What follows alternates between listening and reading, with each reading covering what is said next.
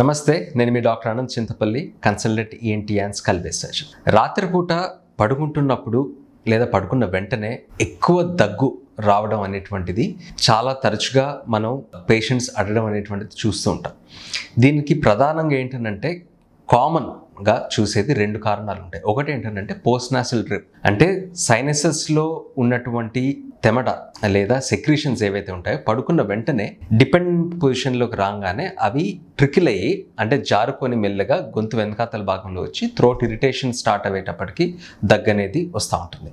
ఇంకొక కారణం ఏంటంటే కామన్ కాజ్ ఏంటి అంటే అసిడిటీ, రిఫ్లక్స్.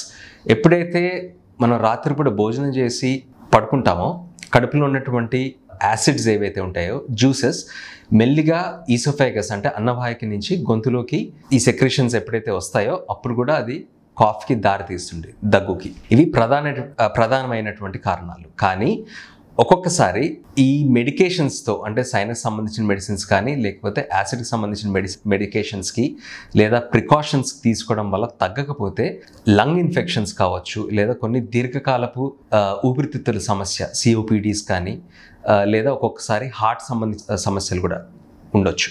సో ఇట్లాంటి సిట్యుయేషన్లో కంపల్సరీగా దగ్గరున్నటువంటి డాక్టర్ గారిని సంప్రదించి దానికి తగినటువంటి ట్రీట్మెంట్ తీసుకోవడం చాలా అవసరం. Thank you.